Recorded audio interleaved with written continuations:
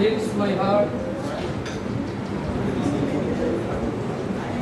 It fills my heart with joy unspeakable to rise in response to the warm and cordial welcome which you have given us. আপনারা আমাকে যেভাবে অভিনন্দিত করেছেন তার উত্তর দিতে উঠে আমি হৃদয় থেকে আনন্দিত হয়েছি। এই কথাগুলি আমেরিকার শিকাগো ধর্ম মহাসভায় স্বামী বিবেকানন্দ তার প্রথম দিনের অনুষ্ঠানে বলেছিলেন। আজ এইটুকু বলে আমি আমার একটা স্বরচিত কবিতা পাঠ করতে চাই। একদিন রাত্রিবেলা খাওয়া দাওয়ার পর চারিদিক অন্ধকার, আমি অবশ্যই একজন গ্রামের বাসিন্দা। যখন পুকুরের ধারে এসে আকাশের দিকে তাকালাম, দেখলাম আকাশে একটাই তারা উঠেছে এবং সেই তারাটিকে দেখে আমার হঠাৎই একটা কবিতা লেখার কথা মাথায় এলো। কবিতার নাম একাকী তারা।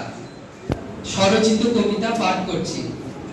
বিশাল আকাশ, তবু দেখলাম একটাই তারা ফুটেছে। অজস্র লোক, সকলের মাঝে একটাই ধারা ছুটেছে। এ তারার হাসি ওই ধারা যেন সকলের মাঝে পড়ে ভেদাভেদ ভুলে অগণিত নর সে আলোকে মন ভরে। ও তারা কি শুধু একাকী তারকা, পথ ভোলা দীপ শিখা? ও তারা কি কারো পূর্ণ জীবনে নিঠুর ভাগ্য লেখা?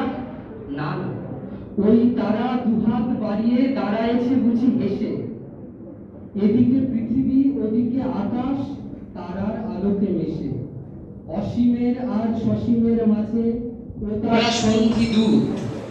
ও তারা কিরণে গগন ভরে যে সশস্ত্র রাজপুত। একাকী তারার বাড়ি ঝরে পড়ে একাকী মরুর মাঝে। মহাপৃথিবীর উৎসব ধ্বনি ওর বরণেই বাজে। আধার গ্রাম্য পরিবেশে কত ঘরে ঘরে দীপ জ্বলে। একাকী তারার আলোকে যত্নে প্রাণ দিয়ে ধরে থাকে। গ্রাম্য প্রদীপ কত উষাকালে তার স্মৃতি ধরে রাখে। কয়েক ঘন্টা পরেই তো জানি কেটে যাবে নিশিঘোর। কত আলো নিয়ে রক্তিম রবি খসিবে শীতল ভোর। ম্লান একা তারা হয়ে হীন বল কোথায় মিলিয়ে যাবে? কেউ কি কথা